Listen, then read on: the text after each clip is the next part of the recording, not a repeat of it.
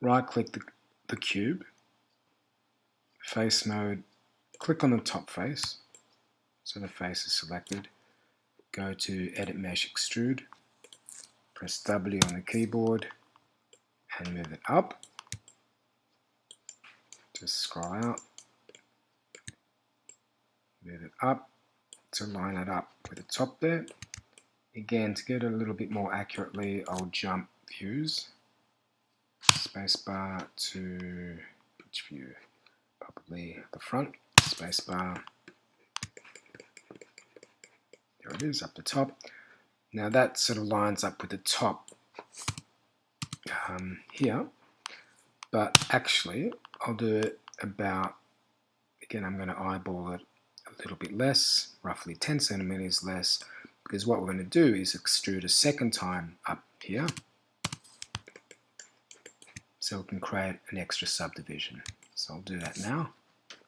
I'll do it in the front view, so that face is still selected, Edit Mesh Extrude, W key, and then move it up, and there it is, lining up on the top there. It's pretty good. Still in face mode, click that face,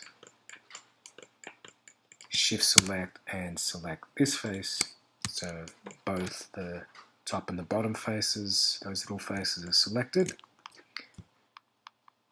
I'm going to go to Edit Mesh Extrude again, W for move, and I'm going to move them along about there. Again, if you want it a bit more accurate, jump views, in this case the top view, to line it up. It's good. And there's the beginning of a frame. Okay. Actually, one thing I need to do though, because we want a window frame on this side as well. So with those faces still selected, I'll move them back a bit, because I'm going to extrude a little section here and then raise it up. Because we want that sort of window frame, let's just say it's a wooden frame, to be sort of visible on this side as well. So again, just eyeball it a bit, say roughly 10 centimeters again, or same sort of width as that side, about there, because those faces are still selected, top and bottom.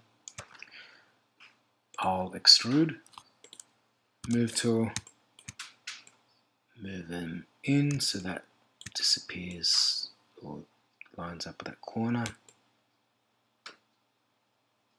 Yep, that's good.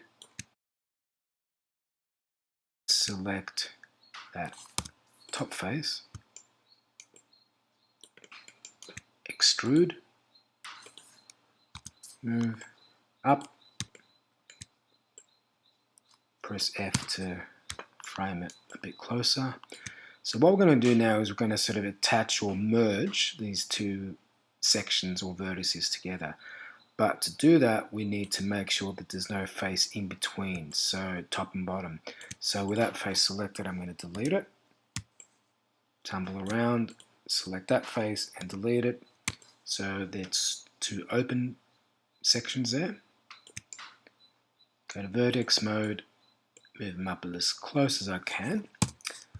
But then I'll use the snap to point tool again and individually snap each of the 4 points to the other corresponding points. So it'll be click from the middle, click, just drag it up slightly and you can see it snaps. This one, that one, just make sure you turn it around so you can see exactly where it's going and it doesn't snap to the wrong point. There we go. Turn off the snap tool. So again, those points or vertices doubling up. So rather than doing it individually, I mean you can do it two at a time, but might be good to marquee select all of them, so all those corresponding vertices there, and edit mesh merge. Now if we go to the merge options, what this threshold shows is that, well, what it does is that within that value there, it merges all the vertices within that range. So if there's vertices that are sort of far apart, then this is where you can determine what you want merged and what you don't want merged. For example, if I have this threshold really high, what's going to happen is that it's going to merge everything into one because I've determined the distance here. But I'll just reset. Point 1 should be small enough just to merge the points that we need to merge, but leave all the other ones alone. So if I merge, or difference between apply and merge in these options. Merge, when you click it, it closes the panel.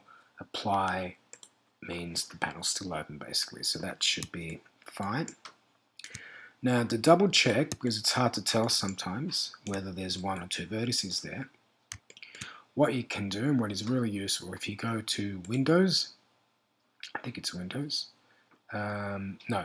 display, heads up display poly count. So what you see on the top left hand side here is a little sort of table with values, and it essentially shows how many vertices, faces, etc. In the scene or what's selected. So if I go to this object, go to vertex mode and select that vertex, you can see on the top here vertices, on the right hand side of this table you can see that it shows 1, meaning there's definitely one vertex selected. If I example selected all these, however many, there you go, it's got 6 selected. Here there's 2 selected. So the poly count display here is really useful. Just means that you can keep track of what vertices are merged and what needs to be merged. So in this case that merge worked quite nicely, so you can see they're definitely single vertices all the way around. Okay.